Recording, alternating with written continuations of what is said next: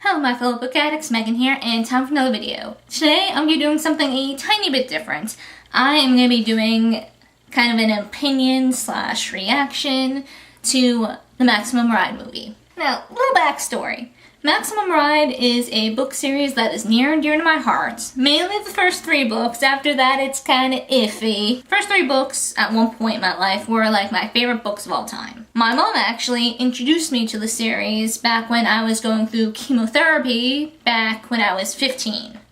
So yes, Maximum Ride was a very nice distraction to a rough point in my life. So yes, it is a series near and dear to my heart, like I said. And way back then, little 15-year-old Megan wanted a movie adaptation so bad, and for several years there was, word of this happening. And just the evolution of how this was going to be done was wild. Every once in a while I just kind of see something pop up on my social media and be like, oh, wow, cool. It was originally going to be like a big production, or big, and by big I mean released in movie theaters. And then it went from that to a web series, and went from a web series to a web movie. And, went through phases over the years of being like, oh yeah, this was gonna be a thing, to forgetting about it. And just recently, I was scrolling through Netflix, and I saw the Maximum Ride movie, and I'm like, okay, this is something I wanted way back when, so I feel like I kinda owe it to my young teenage self to watch this movie. And so I did. And yeah, unlike child Megan, more adult Megan is more wary about movie adaptations now. So I'm gonna say this up front, I didn't hate the movie, but it was kind of meh, I guess. People tell me, oh, well, you should not try and compare it to the books. Obviously you're gonna be harder on it if you're comparing it to the source material. I can't help it. I try to distance myself and watch it as if I have no background, but it's hard. So therefore, I am going to be a bit critical on the accuracy from book to movie.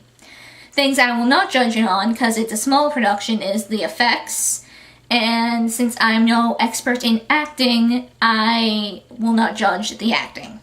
So this is more or less me comparing it to the book. And God, I have like 4 pages of notes for this. So I'm gonna start out with some positives. And I will say now, if you have not read the books or seen this movie and you want to go into either not knowing anything, I do suggest you click away now, because there are gonna be spoilers, both for the book and the movie. I did like how we see Jeb getting the kids out of the school. Like, when I was reading the books back then and when I was rereading them recently, it annoyed the ever-loving crap out of me that they didn't say how Jeb got them out of the school. And if it did, it was clearly so glossed over that I did not pick it up in the many times I have reread these books. So I did like how it shows Jeb getting them out. That's been kind of something that was bugging me for years, and but at the same time, it's like, it was that easy getting them out. You just went in there, got them out of their little cage plexiglass thingies, and took them to your car, one at a time.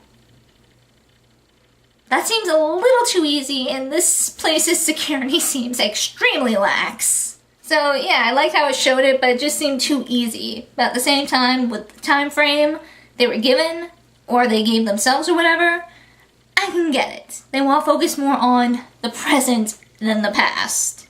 I actually wrote down in all caps, where's the damn security in this place? I also liked how they kind of gave some information about the flock in the credits, flash some of their names, their abilities, their wingspan.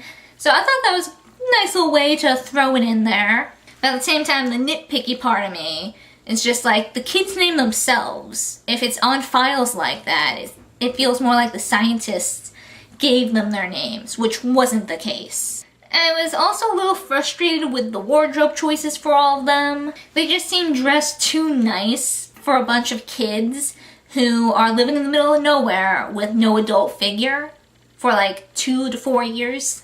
Like, I didn't expect the fashion to be like all the way from the 2000s. I understand, updated fashion to reflect the times, our current times, but at the same time, it felt mostly like things that the characters wouldn't wear, or at least the characters I grew to love in the books. So yeah, the wardrobe didn't seem to fit the characters that I knew or the situation that they are in. And another thing that I liked how they handled getting around the wings thing. Like in the books, they just have their wings folded across their back, and they wear hoodies and bulky clothes to hide that when they are in more public places. They didn't have any way to like retract them like into their skin or whatever.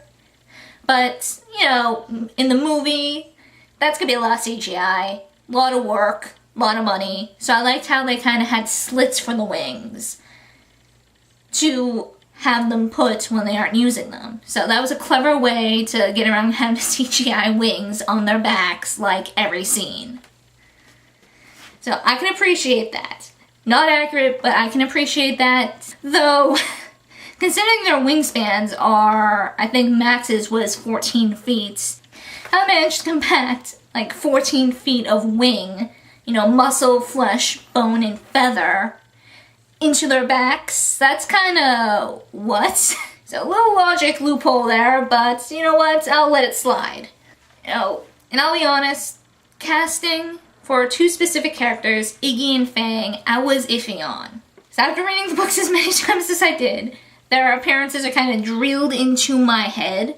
Like, I believe Fang was supposed to have tanner skin and shaggier hair, and Iggy was supposed to be strawberry blonde. And unless my memory is deceiving me, I very well could be wrong on this, but their appearances are mentioned quite a few times throughout all the books. And it's just a peeve of mine when appearances, whether it be hair, skin, or whatever, are mentioned very often. It just frustrates me when there's a movie adaptation and they totally ignore that. So that's me being a little nitpicky. Like, sometimes I felt like early in the movie, I would get them mixed up until they started talking. Because I just felt they looked a little too similar, like, color-wise. Nudge's character annoyed the ever-loving crap out of me. Like, I don't remember getting this annoyed at Nudge until, like, some of the later books. Like, I loved her in the first few books. And it just felt like older, later book Nudge is being channeled in the movie. Like, in the first few books, Nudge would not put the whole flock at risk for a freaking jacket. So that's frustrated me. Like, book Nudge, she wasn't that arrogant or stupid. Also, something I noticed, them wearing like jewelry, even if it was just bracelets, that was kind of random to me. Like I said, given their living situation and their characters as a whole. I did like the little flashbacks we got with Ari, though I didn't quite like how they were handled.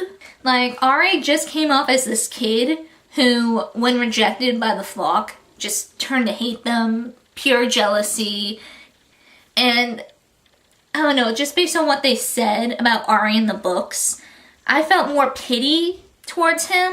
Like, look at it from his point of view. His father is giving these kids all this attention and brushing him off. But, you know, from the beginning, it seemed like Ari really liked the kids until, you know, Jeb took them away. Seems like Ari really wanted to be friends with Max, and he was really fond of Max up until Jeb took them away and left Ari behind.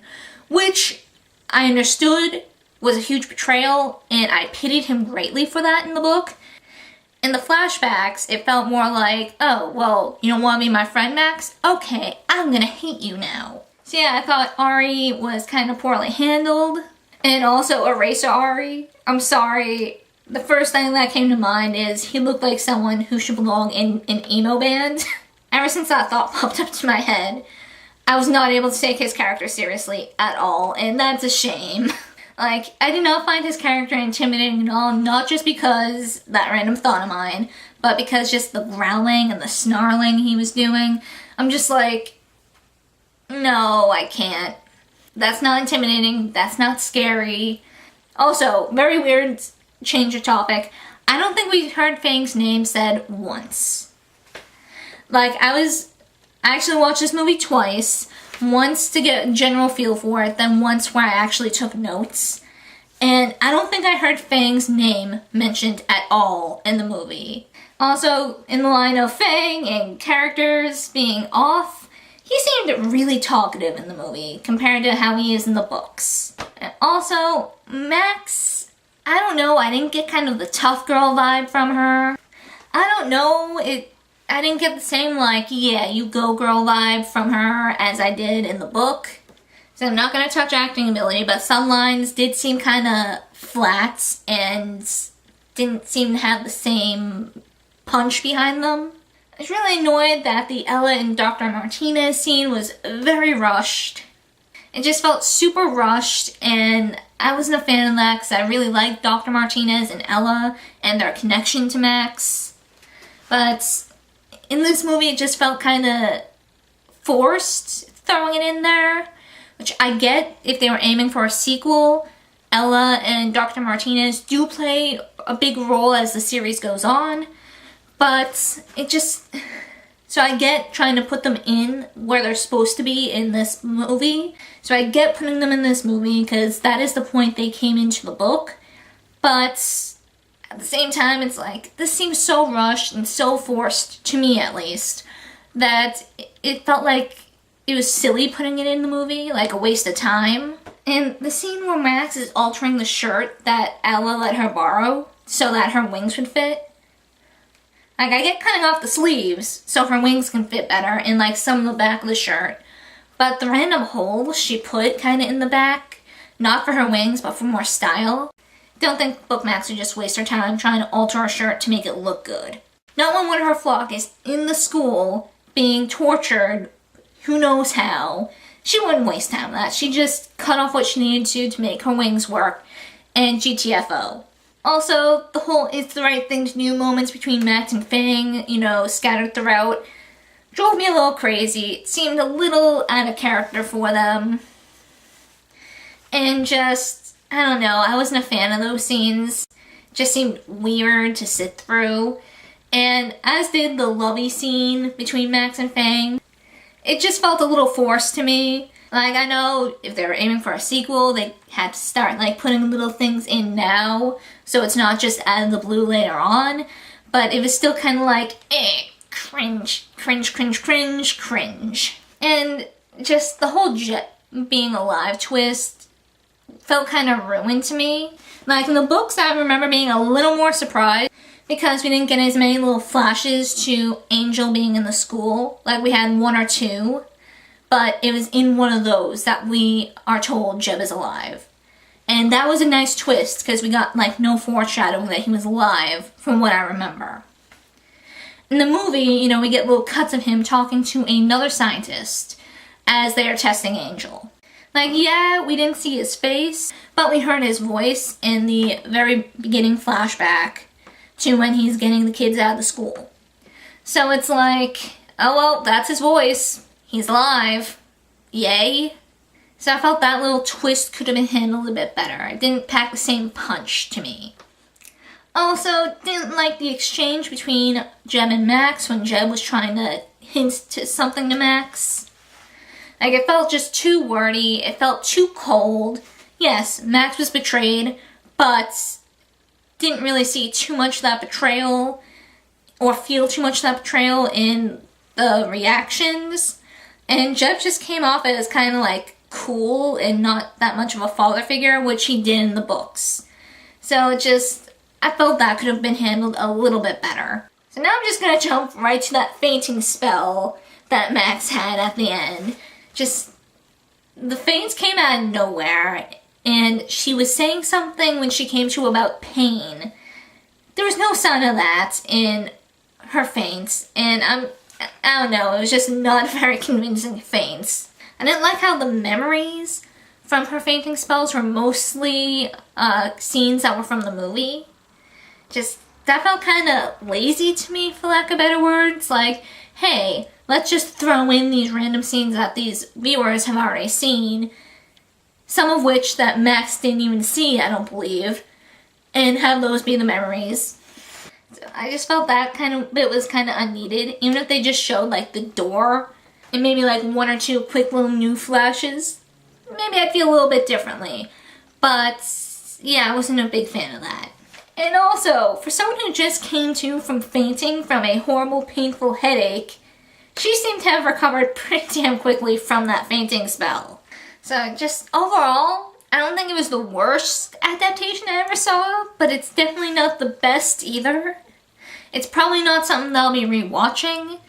And yeah, I honestly feel that if I went into this movie without having the background knowledge that I did with the books, I'd be confused as all hell.